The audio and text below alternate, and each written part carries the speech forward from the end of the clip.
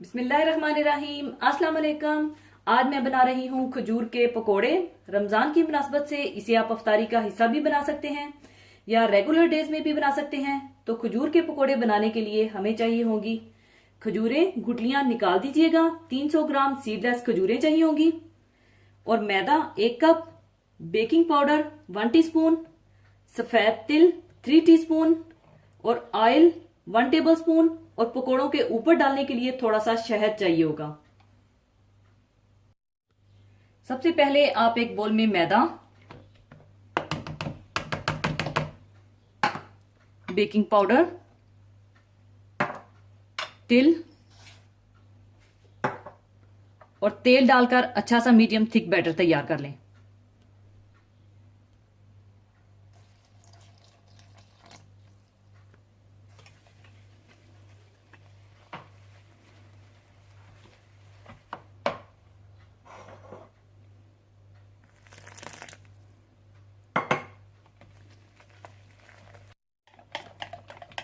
और ये देख लें, इस तरह से इसकी कंसिस्टेंसी होनी चाहिए।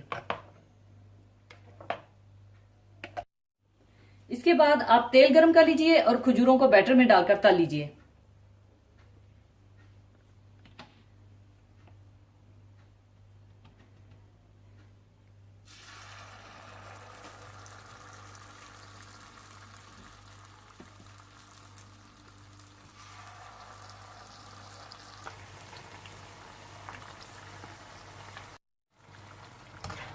इसी तरह से आप सारी खजूरें तल लें।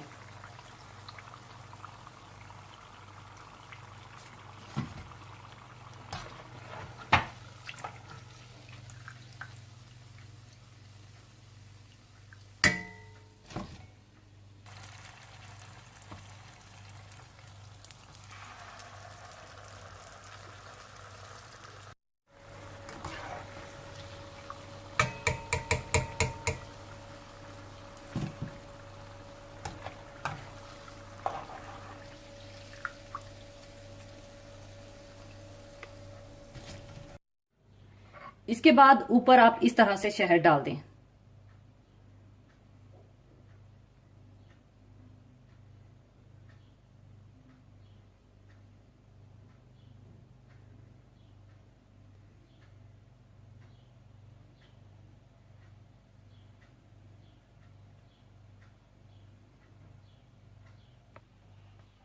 लीजिए, बहुत लजीज आपके खजूर के पकोड़े तैयार हैं। इसे आप आराम से बनाकर 2-3 दिन तक रख सकते हैं।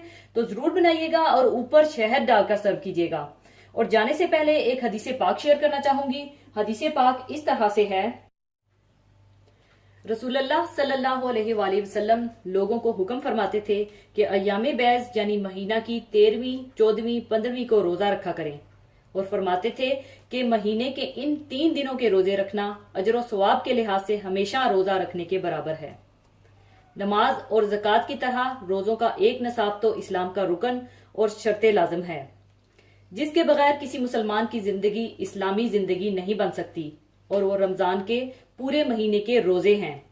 इसके अलावा शरीयत इस्लाम में रूहानी तरबियत और तज़किया नफ्स के लिए और अल्लाह ताला का खास कर्ब हासिल करने के लिए दूसरी नफली इबादत की तरह नफली रोजों की भी तालीम दी गई है। और बाज खास दिनों और तारीखों के लिहाज से खास फजीलतें और बरकतें बयान करके इन रोजों की खुसूसी तरगीब दी गई है।